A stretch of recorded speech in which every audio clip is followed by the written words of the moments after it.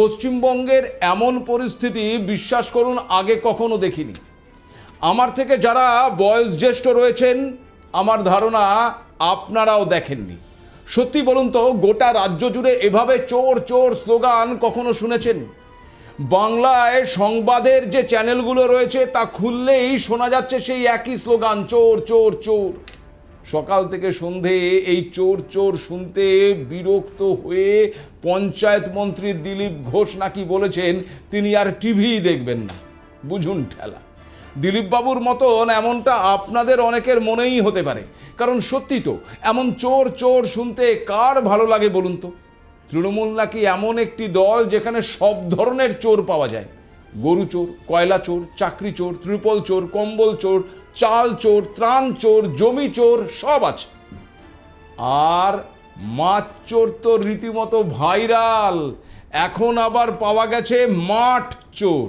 সুরুচি সংঘ নাকি এলআইসির গোটা একটা মাঠ চুরি করে নিয়েছিল, এমনটাই নাকি অভিযোগ। বুঝুন একবার। এই অবস্থায় তৃণমূল কংগ্রেস গোটা দলটাই এখন অস্তিত্ব সংকটে ভুগছে। বিধায়কদের দল ইতিমধ্যেই ভেঙে গেছে।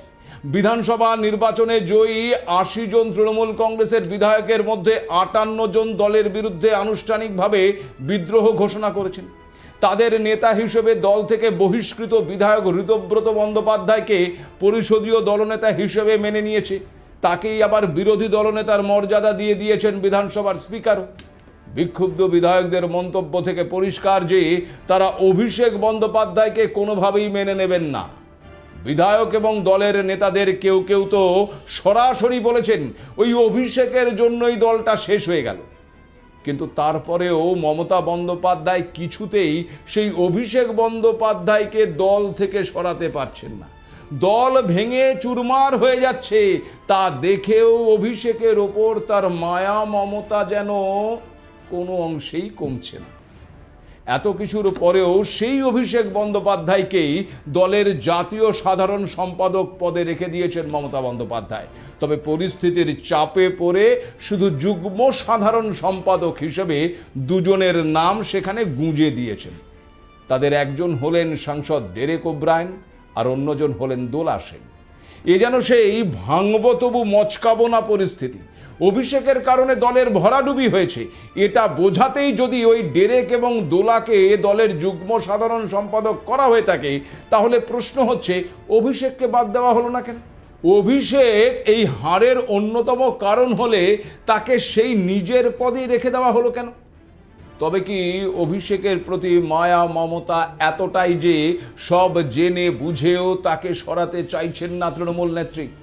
দুজনকে গুজে দিয়ে যদি বোঝানো হয় যে অভিষেকের ডানা ছেঁটে দেওয়া হলো, তাহলে প্রশ্ন হচ্ছে এ কেমন ডানা ছাঁটা? আপনি যেখানে ছিলেন সেখানেই থাকলেন, আপনার পাশে আরো দুজনকে দাঁড় করিয়ে দেওয়া হলো। আচ্ছা বলুন তো, অভিষেক যদি কিছু বলেন তবে তা ওই ডেরেক কিংবা দোলার মেনে নেওয়া ছাড়া আর কিছু করার আছে? ডেরেক কিংবা দোলা কি আদৌ ওই অভিষেকের ওপরে ছড়ি ঘোরাতে পারবেন? আর এর থেকেও একটা বড় প্রশ্ন হলো, একটা দলের কখনো শুনেছেন একাধিক সাধারণ সম্পাদক থাকে? এটা ওই একমাত্র তৃণমূল কংগ্রেসেই মনে হয় সম্ভব। আসলে অভিষেকের বিরুদ্ধে যেভাবে দলীয় ক্ষোভ আছড়ে পড়ছে তা কিছুটা প্রশমিত করতে ওই ডেরেক এবং দোলাকে যুগ্ম সাধারণ সম্পাদক করে আই ওয়াশের চেষ্টা করা হয়েছে বলেই মনে করছেন অনেকে। তবে এর পেছনে অন্য আর একটা কারণও কিন্তু থাকতে পারে বলে মনে করা হচ্ছে, আর তা হলো অভিষেকের গ্রেপ্তারের সম্ভাবনা। দেখুন, দিকে দিকে যেভাবে একের পর এক তৃণমূল নেতা প্রাক্তন মন্ত্রী গ্রেপ্তার হচ্ছেন প্রতিদিন, তাতে অভিষেকের গ্রেপ্তার হওয়াটা সময়ের অপেক্ষা বলেই মনে করা হচ্ছে। এ কথা আমি আপনাদের অনেক আগেই বলেছি। যেভাবে বিভিন্ন মামলায় ক্রমশ ঘিরে ফেলা হচ্ছে ওই অভিষেককে, তাতে যে কোনো সময় গ্রেপ্তার হতে পারেন ডায়মন্ড হারবারের সাংসদ। তৃণমূল ক্ষমতায় থাকাকালীন তার বিরুদ্ধে একাধিক অভিযোগ ছিল। পালা বদলের পর অভিষেকের বাড়ির নির্মাণের বৈধতা নিয়ে প্রশ্ন তুলে দফায় দফায় নোটিশ দিয়েছে কলকাতা পুর নিগম। আর এরপর আশঙ্কা বাড়িয়েছে এনফোর্সমেন্ট ডিরেক্টরের তৎপরতা। সম্প্রতি দুর্নীতি নিয়োগ মামলায় অভিষেকের বাড়িতে নোটিশ দিয়ে এসেছে ইডি। এর ওপর আবার যুক্ত হয়েছে বিধানসভায় বিধায়কদের সই জাল করার বিষয়টি, যার জন্য আবার সিআইডি নোটিশ দিয়েছে। এর সবই কিন্তু বাড়িয়ে দিয়েছে ওই অভিষেকের গ্রেপ্তারির সম্ভাবনাকে, যার কারণে অভিষেকের গ্রেপ্তারি নিয়ে তৃণমূলের অন্দরেও শুরু হয়ে গেছে গুঞ্জন। অভিষেকের গ্রেপ্তারির আশঙ্কাতেই কি তবে ওই ডেরেক এবং দোলার কাঁধে আগে ভাগে দায়িত্ব চাপিয়ে রাখা হলো? এমন প্রশ্নও কিন্তু অনেকে তুলছে। নাকি যেভাবে দলটি ভাঙছে তাতে সাংসদরা এবার বিক্ষুব্ধ হয়ে উঠবে, সেই আশঙ্কা থেকে দুই সাংসদকে সরাসরি যুগ্ম সম্পাদক করে দেওয়া হলো? তবে এমনটা হলে সেগুড়ে কিন্তু বালি, তা বলাই যায়। কারণ ডেরেক এবং দোলাকে দলের যুগ্ম সাধারণ সম্পাদক করে দেওয়ায় যে সাংসদদের ভাঙন আটকে যাবে এমনটা কিন্তু মনে হচ্ছে না। বরং বিধায়কদের পাশাপাশি এবার ওই তৃণমূলের সাংসদ দলেও ভাঙনটা পরিষ্কার হয়ে গেছে। আড়াআড়িভাবে সেই বিভাজন লক্ষ্য করা যাচ্ছে। লোকসভায় তৃণমূলের নেতৃত্বে পরিবর্তনের সম্ভাবনা নিয়ে আলোচনা যখন তুঙ্গে, ঠিক সেই সময় সাংসদ কাকলি ঘোষ দস্তিদার সমাজ মাধ্যমে একটি তাৎপর্যপূর্ণ বার্তা পোস্ট করে নতুন করে সেই জল্পনাকে আরও উস্কে দিয়েছেন। কাকলি ঘোষ দস্তিদারের পোস্টে নীতি, আদর্শ এবং শাসন ব্যবস্থার প্রসঙ্গ উঠে আসায় রাজনৈতিক মহলে স্বাভাবিকভাবেই নানান ব্যাখ্যা শুরু হয়েছে। কি লিখেছেন কাকলি ঘোষ দস্তিদার? কাকলি ছাড়া আর কোন কোন সাংসদ রয়েছেন ওই বিক্ষুব্ধদের দলে? তৃণমূল সাংসদদের দলে এই ভাঙন সামনে আসতেই কেন নতুন করে ফের একবার ওই ডিলিমিটেশন বিল নিয়ে চর্চা শুরু হয়ে গেছে? তবে কি ফের একবার পেশ করা হতে পারে এই ডিলিমিটেশন বিলটি? এমনকি এক দেশ এক ভোট বিলটিকেও পেশ করা হতে পারে। তৃণমূলের এই ভাঙন কি তবে বদলে দিতে চলেছে সংসদের সমীকরণ? দেখুন, মমতা বন্দ্যোপাধ্যায় তার দলের জন্য নতুন যে কমিটি গঠন করেছেন, তাতে শুধু যে অভিষেক বন্দ্যোপাধ্যায়ের সঙ্গে ওই ডেরেক ওব্রায়েন এবং দোলা সেনকে দলের সাধারণ সম্পাদক করা হয়েছে এমনটা কিন্তু নয়। এর পাশাপাশি আবার জাতীয় মুখপাত্র থেকে রাজ্য মুখপাত্র সহ একাধিক পদের জন্য নাম ঘোষণা করা হয়েছে। কিন্তু কি অদ্ভুত দেখুন, যে দলটি সংখ্যালঘুদের জন্য মায়া কান্না কাঁদে, যে দলের নেত্রী বলেন যে গরু দুধ দেয় সেই গরুর লাথি খেতেও তিনি প্রস্তুত, সেই দলের নতুন কমিটিতে একজনও সংখ্যালঘু কোনো প্রতিনিধি নেই। যদি তর্কের খাতিরে ধরেই নিই যে এই মমতা বন্দ্যোপাধ্যায়ের দলই রাজ্যের প্রধান বিরোধী দল, তবে সেই প্রধান বিরোধী দলকে নেতৃত্ব দেওয়ার কোনো স্থানেই রাজ্যের সংখ্যালঘুদের সামিল করা হয়নি। সংখ্যালঘুদের সাথে আদিবাসী, রাজবংশী, কুর্মী সম্প্রদায়ের কোনো প্রতিনিধিত্বও নেই মমতা বন্দ্যোপাধ্যায়ের ঘোষিত ওই নয়া দায়িত্বপ্রাপ্তদের তালিকায়। শুধুমাত্র কলকাতা এবং সন্নিহিত এলাকাকেই গুরুত্ব দেওয়া হয়েছে। উত্তরবঙ্গ, রাঢ় বাংলা, পশ্চিমাঞ্চল, বারীন্দ্রভূমি, গৌরবঙ্গ সবই গায়েব।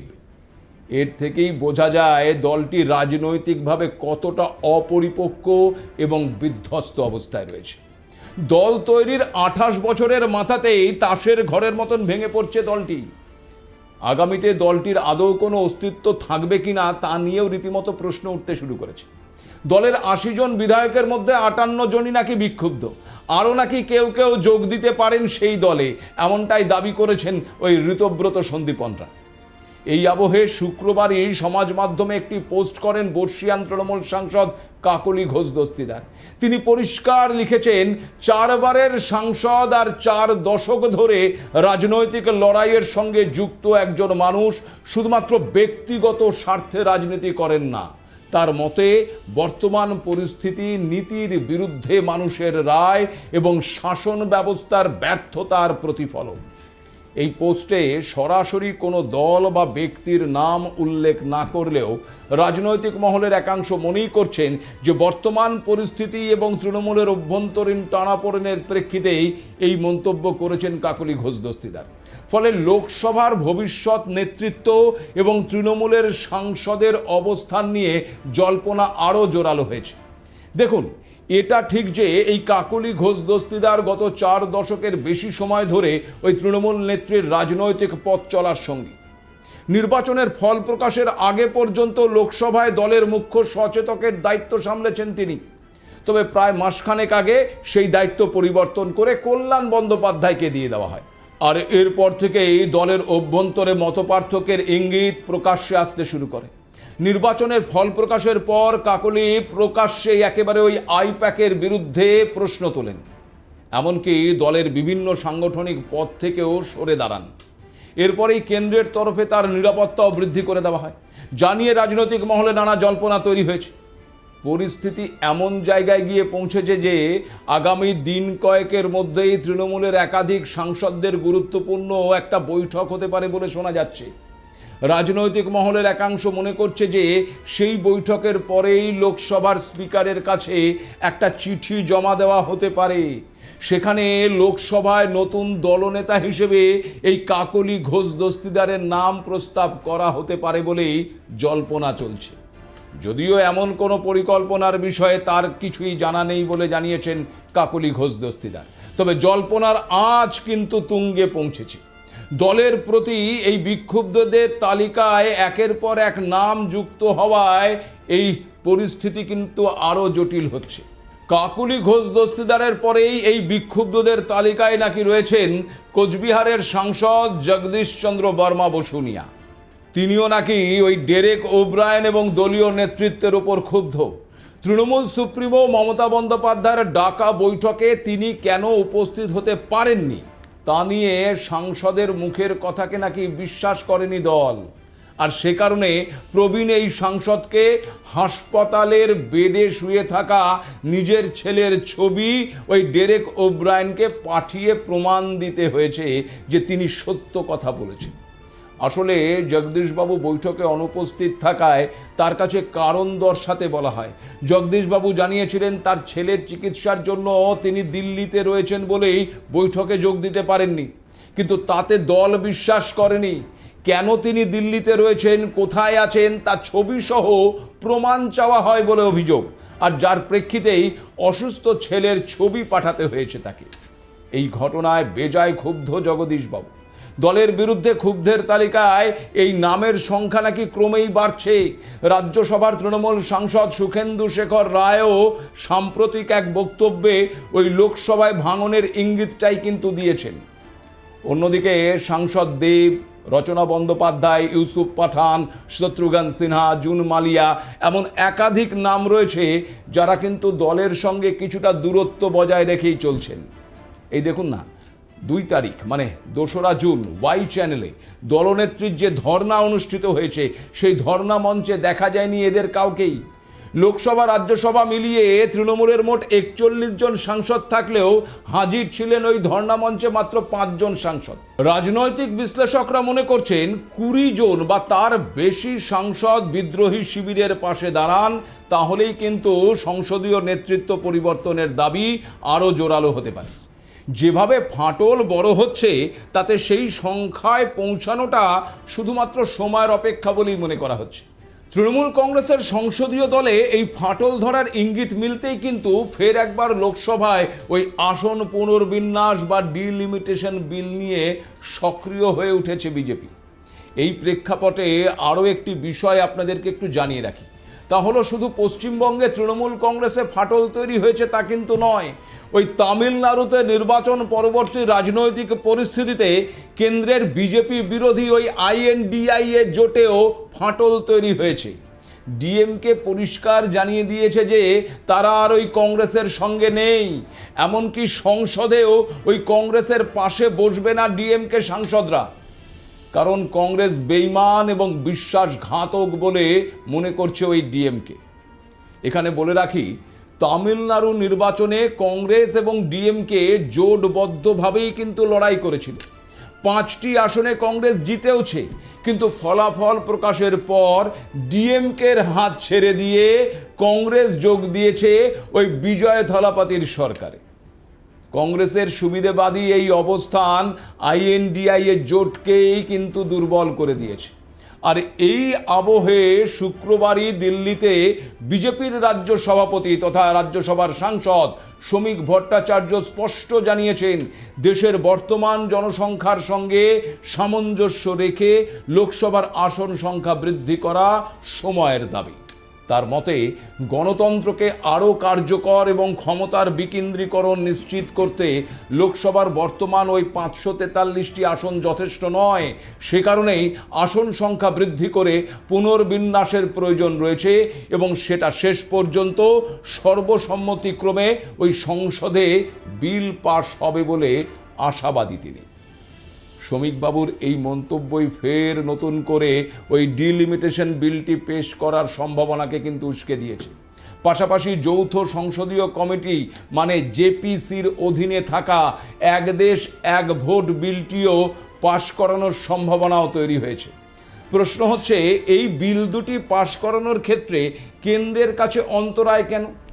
দেখুন, ডিলিমিটেশন বিলের সঙ্গে মহিলা সংরক্ষণ বিল যুক্ত করাতে গেলে বা ওই এক ভোট এক দেশ বিলের ক্ষেত্রে সংবিধানের সংশোধনটা কিন্তু প্রয়োজন। আর এই সংবিধান সংশোধন করতে গেলে সংসদে 2/3 সংখ্যাগরিষ্ঠতা দরকার, যা বর্তমানে মোদী সরকারের হাতে নেই। তবে ডিএমকের 22 জন সাংসদের ইস্যুভিত্তিক সমর্থন পেতে পারে সরকার, আর তৃণমূলের সংসদীয় দলে ভাঙন হলে সেখান থেকে কিছু বিক্ষুব্ধ সাংসদের সমর্থন মিলতে পারে বলেই কিন্তু জল্পনা। সংসদীয় সূত্রে দাবি, এই সম্ভাবনাগুলোকে মাথায় রেখেই বিভিন্ন আঞ্চলিক দলের সঙ্গে প্রাথমিক পর্যায়ের একটা আলোচনা ইতিমধ্যেই নাকি শুরু হয়ে গেছে। পরিস্থিতি অনুকূল এবং আলোচনা ফলপ্রসূ হলে আগামী 2029 সালের লোকসভা নির্বাচনের আগেই যে এই ডিলিমিটেশন বিল পাশের দিকে এগোবে কেন্দ্র, তা কিন্তু বলাই যায়। আমাদের নজর থাকবে সেদিকে। আজ এ পর্যন্তই। নমস্কার।